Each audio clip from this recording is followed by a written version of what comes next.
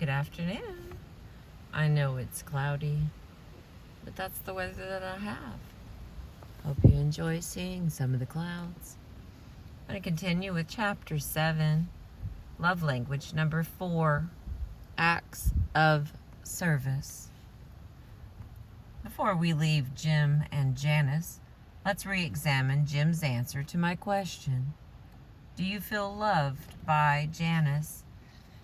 Oh, I've always felt loved by her, Dr. Chapman. She is the best housekeeper in the world. She is an excellent cook. She keeps my clothes washed and ironed. She is wonderful about doing things with the children. I know she loves me. Jim's primary love language was what I call acts of service. By acts of service, I mean doing things you know your spouse would like you to do. You seek to please her by serving her, to express your love for her by doing things for her. Such actions as cooking a meal, setting a table, washing dishes, vacuuming, cleaning a commode, getting hairs out of the sink, removing the white spots from the mirror, getting bugs off the windshield, taking out the garbage, changing the baby's diaper, painting a bedroom, dusting the bookcase, keeping the car in operating condition, washing or vacuuming the car, excuse me, cleaning the garage, mowing the grass, still clear, there we go, trimming the shrubs, raking the leaves, dusting the blinds, walking the dog, changing the cat's litter box, and changing water in the goldfish bowl are all acts of service. They require thought, planning, time, effort, and energy. If done with a positive spirit, they are indeed expressions of love. Jesus Christ gave a simple but profound illustration of expressing love by an act of service when he washed the feet of his disciples. In a culture where people wore sandals and walked on dirt streets, it was customary for the servant of the household to wash the feet of guests as they arrived.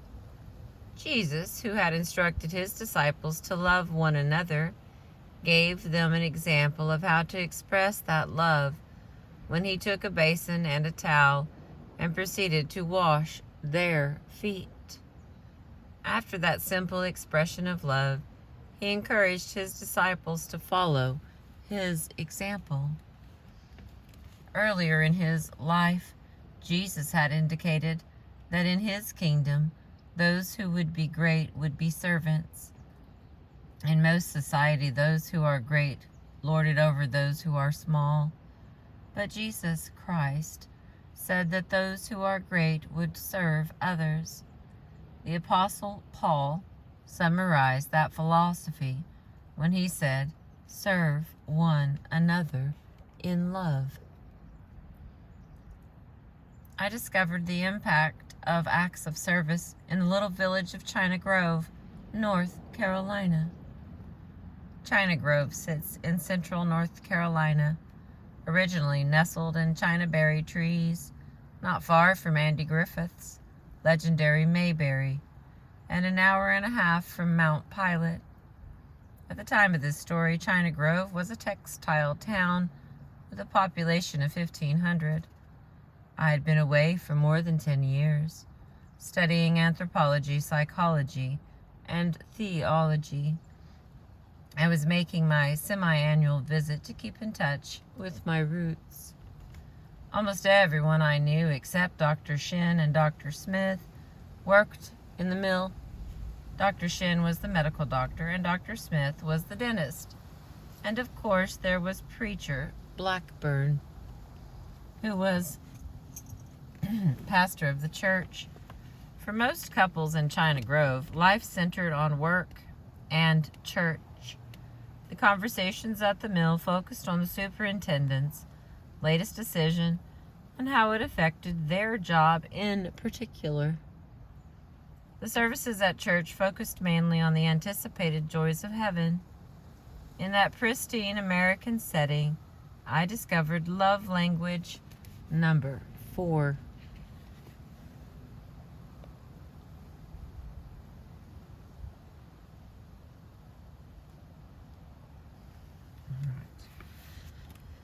Okay. I was standing under a chinaberry tree after church on Sunday when Mark and Mary approached me. I didn't recognize either of them. I assumed they had grown up while I was away. Introducing himself, Mark said, "I understand you have been studying counseling." I smiled and said, "Well, a little bit." "I have a question," he said. "Can a couple make it in marriage if they disagree on everything?"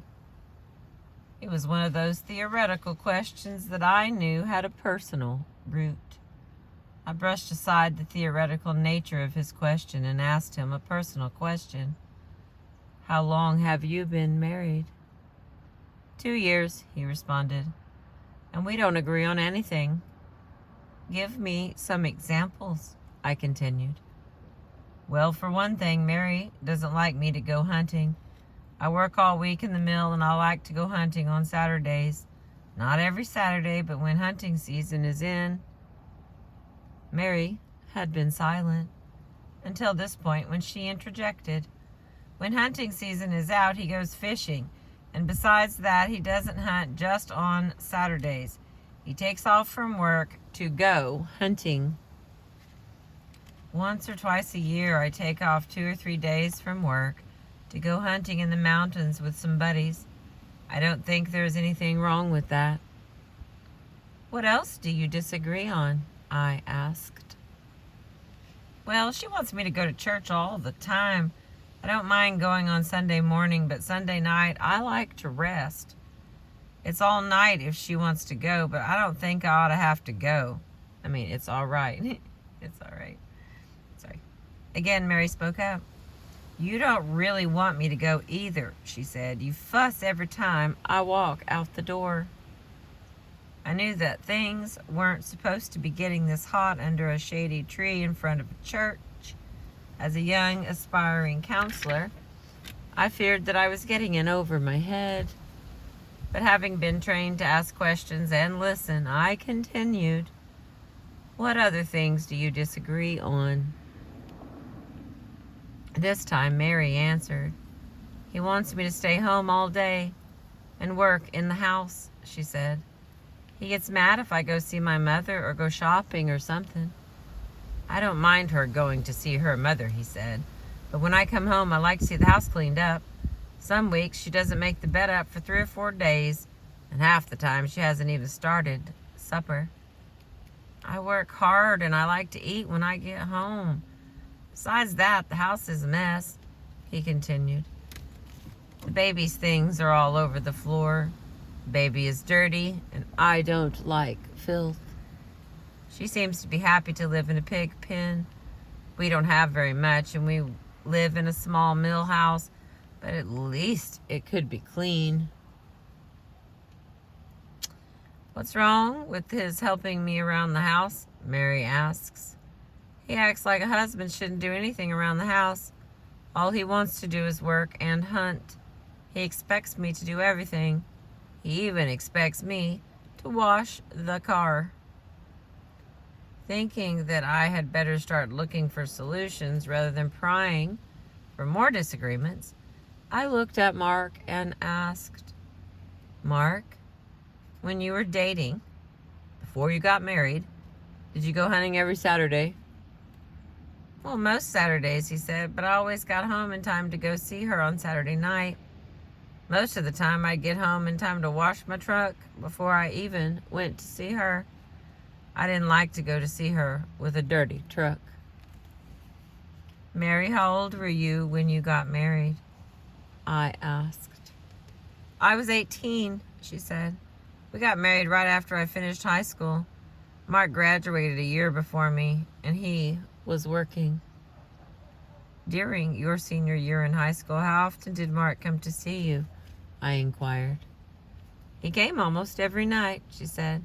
In fact, he came in the afternoon and would often stay and have supper with my family. He would help me do my chores around the house, and then we'd sit and talk until supper time. Mark, what did the two of you do after supper? I asked. Mark looked up with a sheepish smile and said, well, the regular dating stuff, you know. But if I had a school project, Mary said, he'd help me with it. Sometimes we worked hours on school projects. I was in charge of the Christmas float for the senior class. He helped me for 3 weeks every afternoon. He was great. I switched gears and focused on the third area of their disagreement. Mark, when you were dating, did you go to church with Mary on Sunday nights? Yes, I did, he said.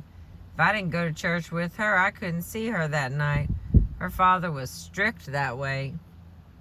He never complained about it, Mary said. In fact, he seemed to enjoy it. He even helped us with the Christmas program. After we finished the Christmas float project, we started working on the set for the Christmas program at the church. We spent about 2 weeks working together on that. He is really talented when it comes to painting and building sets. I thought I was beginning to see some light, but I wasn't sure Mark and Mary were seeing it. I turned to Mary and asked, when you were dating Mark, what convinced you that he really loved you? What made him different from the other guys that you had dated? It was the way he helped me with everything, she said. He was so eager to help me. None of the other guys ever expressed any interest in those things, but it seemed natural for Mark. He even helped me wash dishes when he had supper at our house. He was the most wonderful person I had ever met. But after we got married, that changed. He didn't help me at all.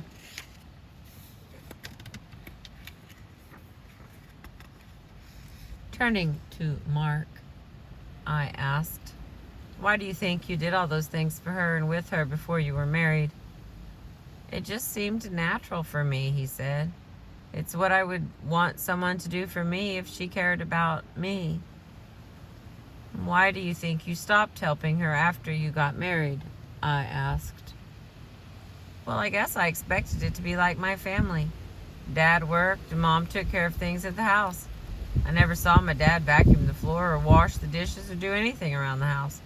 Since Mom didn't work outside the house, she kept everything spotless. She did all the cooking, washing, and ironing. I guess I just thought that was the way it was supposed to be.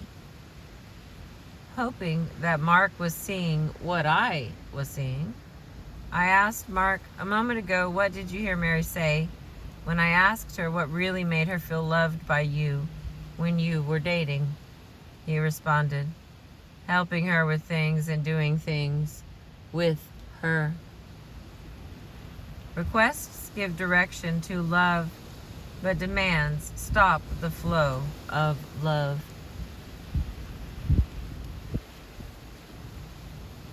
Got a little bit of wind again here.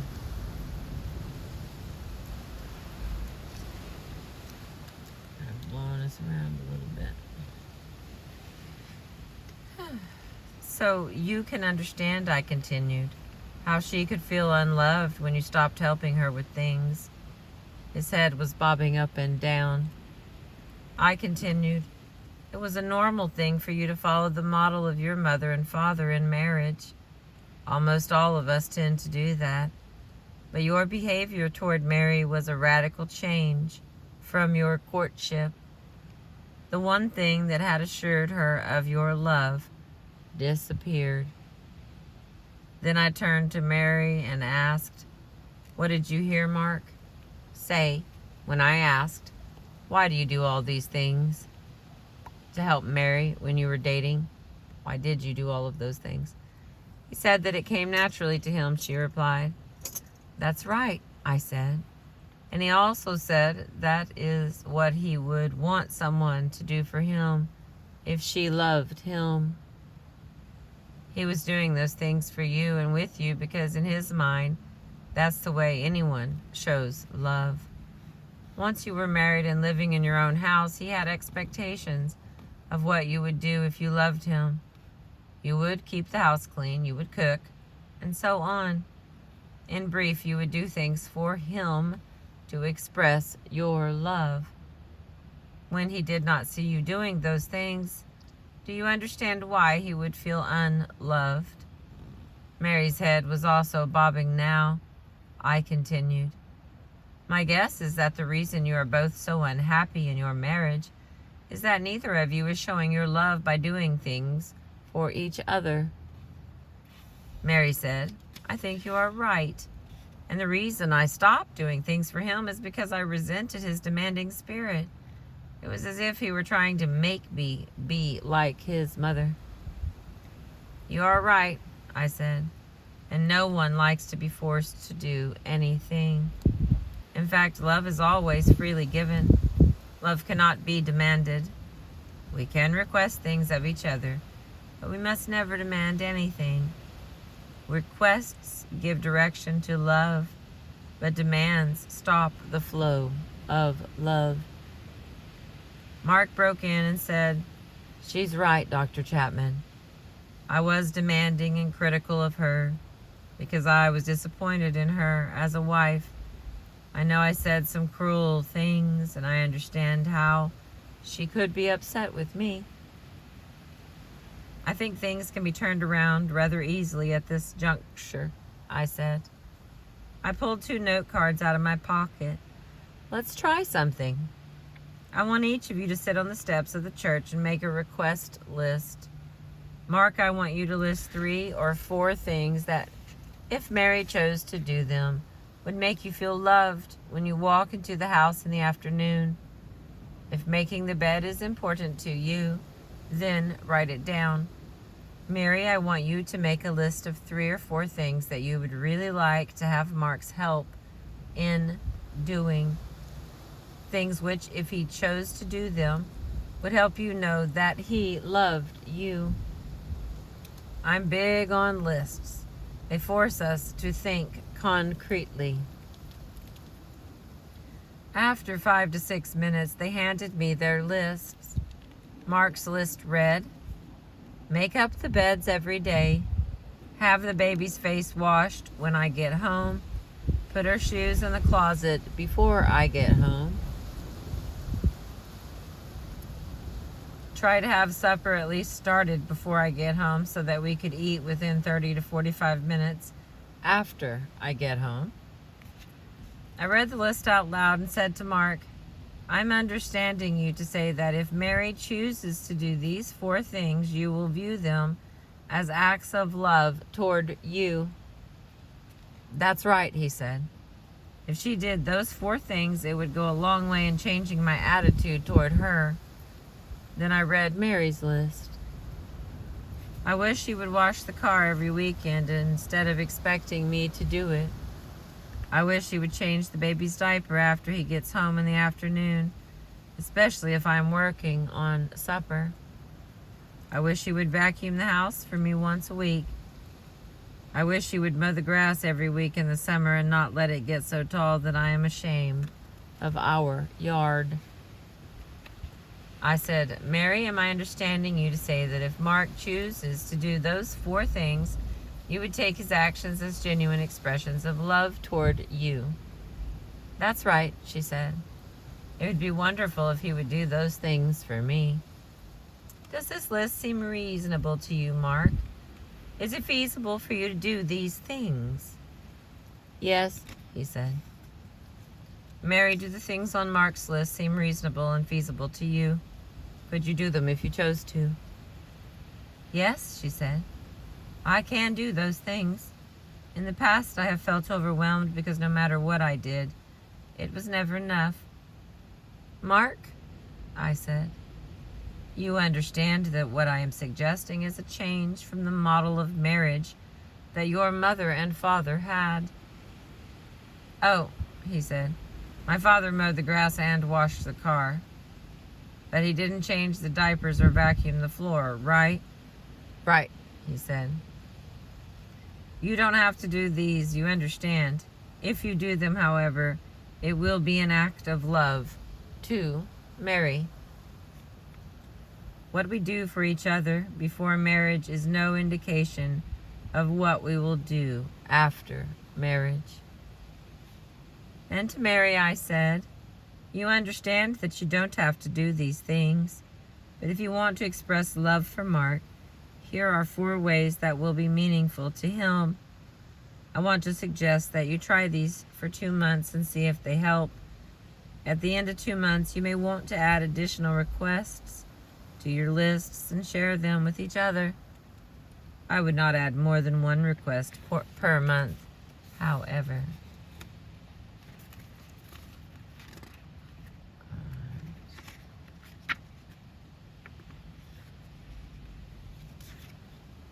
Looks like we have about 4 pages left.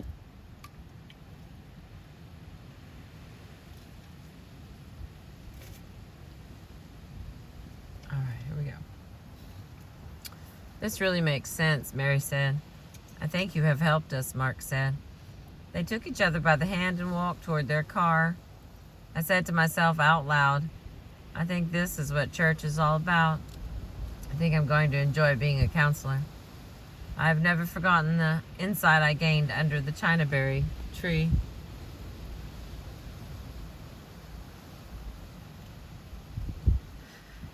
After years of research, I have realized what a unique situation Mark and Mary presented to me. Seldom do I meet a couple who both have the same love language. For both Mark and Mary, acts of service was their primary love language. Hundreds of individuals can identify with either Mark or Mary and acknowledge that the primary way that they feel loved is by acts of service on the part of their spouse. Putting away shoes, changing a baby's diaper, washing dishes or a car, vacuuming or mowing speaks volumes to the individual whose primary love language is acts of service. You may be wondering, if Mark and Mary had the same primary love language, why were they having so much difficulty? The answer lies in the fact that they were speaking different dialects. They were doing things for each other, but not the most important things. When they were forced to think concretely, they easily identified their specific dialect. For Mary, it was washing the car, changing the baby's diaper, vacuuming the floor, and mowing the grass. Whereas for Mark, it was making up the bed, washing the baby's face, and putting the shoes in the closet, and having supper underway when he got home from work. When they started speaking the right dialects, their love tanks began to fill. Since acts of service was their primary love language, learning each other's specific dialect was relatively easy for them. Before we leave Mark and Mary, I would like to make 3 other observations. First, they illustrate clearly that what we do for each other before marriage is no indication of what we will do after marriage. Before marriage, we are carried along by the force of the in-love obsession. After marriage, we revert to being the people we were before we fell in love. Our actions are influenced by the model of our parents, our own personality, our perceptions of love, our emotions, needs, and desires. Only one thing is certain about our behavior. It will not be the same behavior we exhibited when we were caught up in being in love. That leads me to the second truth illustrated by Mark and Mary. Love is a choice and cannot be coerced. Mark and Mary were criticizing each other's behavior and getting nowhere. Once they decided to make requests of each other rather than demands, their marriage began to turn around. Criticism and demands tend to drive wedges. With enough criticism, you may get acquiescence from your spouse. He may do what you want, but probably it will not be an expression of love. You can give guidance to love by making requests. I wish you would wash the car, change the baby's diaper, mow the grass. But you cannot create the will to love. Each of us must decide daily to love or not to love our spouses.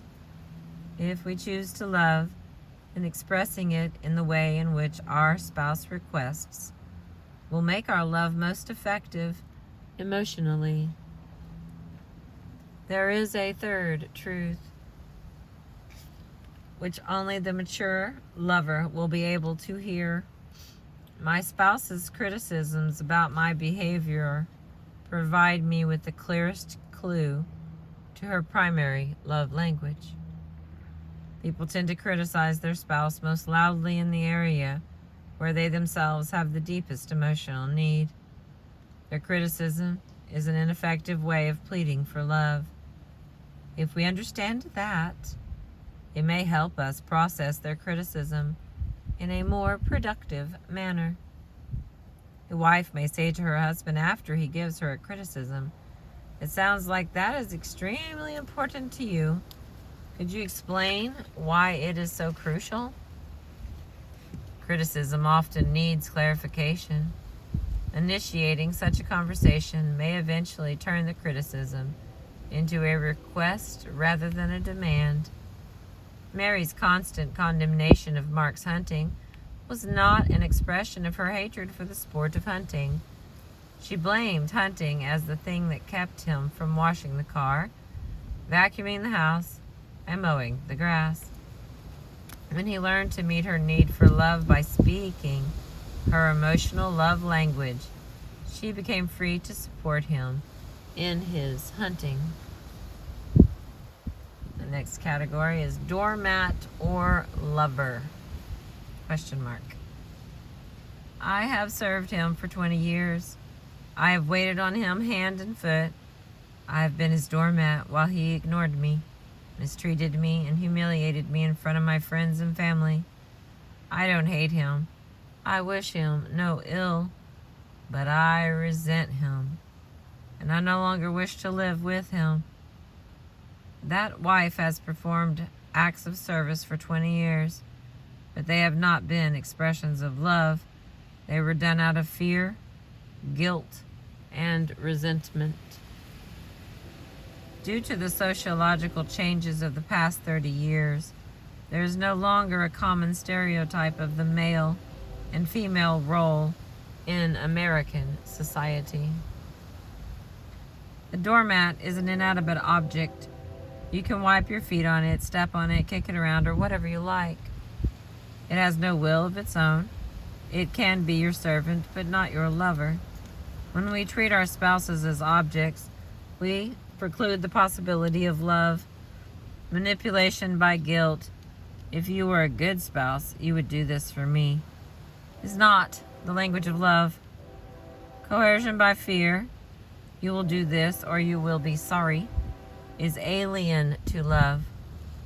No person should ever be a doormat. We may allow ourselves to be used, but we are in fact creatures of emotion, thoughts, and desires, and we have the ability to make decisions and take action. Allowing one's self to be used or manipulated by another is not an act of love. It is, in fact, an act of treason. You are allowing him or her to develop inhumane habits. Love says, "I love you too much to let you treat me this way. It is not good for you or me." In the next category, overcoming stereotypes. Learning the love language of acts of service will require some of us to re-examine our stereotypes of the roles of husbands and wives. Mark was doing what most of us do naturally. He was following the role model of his father and mother, but he wasn't even doing that well. His father washed the car and mowed the grass.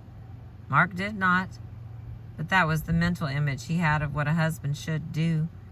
He definitely did not picture himself vacuuming floors and changing the baby's diapers. Now, to his credit, he was willing to break from his stereotype when he realized how important it was to marry. That is necessary for all of us if our spouse's primary love language asks something of us that seems inappropriate to our role.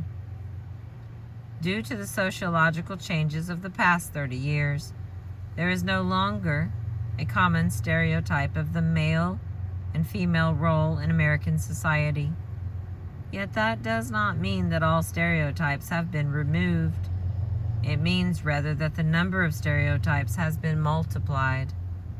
Before the days of television, a person's idea of what a husband or wife should do and how he or she should relate was influenced primarily by one's own parents.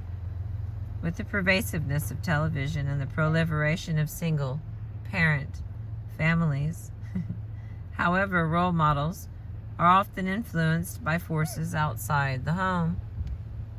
Whatever your perceptions, chances are your spouse perceives marital roles somewhat differently than you do. A willingness to examine the change stereotypes is necessary in order to express love more effectively. Remember, there are no rewards for maintaining stereotypes, but there are tremendous benefits to meeting the emotional needs of your spouse. Recently, a wife said to me, "Dr. Chapman, I'm going to send all my friends to your seminar." "And why would you do that?" I inquired. "Because it has radically changed our marriage," she said. "Before the seminar, Bob never helped me with anything. We both started our careers right after college, but it was always my role to do everything at the house. It was as if it never crossed his mind to help me with anything. After the seminar, he started asking me, 'What can I do to help you this evening?' It was amazing. At first, I couldn't believe it was real, but it has persisted for 3 years now. I'll have to admit there were some trying and humorous times in those early weeks because he didn't know how to do anything. The first time he did the laundry, he used undiluted bleach instead of regular detergent. Our blue towels came out with white polka dots. Then there was the first time he used the garbage disposal. It sounded strange, and shortly afterwards, soap bubbles started emerging from the drain of the adjoining sink. He did not know what was happening until I turned the garbage disposal off, reached my hand inside, and retrieved the remains of a new bar of soap, now the size of a quarter. But he was loving me in my language, and my tank was filling up. Now he knows how to do everything around the house and is always helping me. We have much more time together because I don't have to work all the time. Believe me, I have learned his language, and I keep his tank full." Is it really that simple? Simple? Yes. Easy? No. Bob had to work hard at tearing down the stereotype with which he had lived for 35 years. It didn't come easily, but he would tell you that learning the primary love language of your spouse and choosing to speak it makes a tremendous difference in the emotional climate of a marriage. Now let's move on to love language number 5. All right. Here's the 10 things that go with this. Acts of service. If your spouse's love language is acts of service. Number 1, make a list of all the requests your spouse has made of you over the past few weeks. Select one of these each week and do it as an expression of love. Number 2, cut out some heart-shaped note cards and print the following. Today I will show my love for you by ... Complete the sentence with one of the following: mowing the lawn, vacuuming the floor, washing the dishes, taking the dog for a walk, cleaning the fish bowl, etc. Give your spouse a love note, accompanied by the act of service every 3 days for a month. Number 3, ask your spouse to make a list of 10 things he or she would like for you to do during the next month. Then, ask your spouse to prioritize those by numbering them 1 through 10, with a 1 being the most important and a 10 being least important. Use this list to plan your strategy for a month of love. Get ready to live with a happy spouse. Number 4, while your spouse is away, get the children to help you with some act of service for him. When he walks in the door, join the children in shouting, "Surprise! We love you." Then share your act of service. Number 5, what one act of service has your spouse nagged about consistently? Why not decide to see the nag as a tag? Your spouse is tagging this as really important to him or her. If you choose to do it as an expression of love, it is worth more than 1,000 roses. Number 6, if your spouse requests for acts of service come across as nags or put downs, try writing them in words that would be less offensive to you. Share this revised wording with your spouse. For example, "Honey, I love you so much. You are a hard-working man, and I really appreciate you. I'd love to thank you in advance for mowing the lawn this week before Thursday when Mary and Bob come over for dinner." Your husband might even respond, "Where's the lawnmower? I can't wait." Try it and see.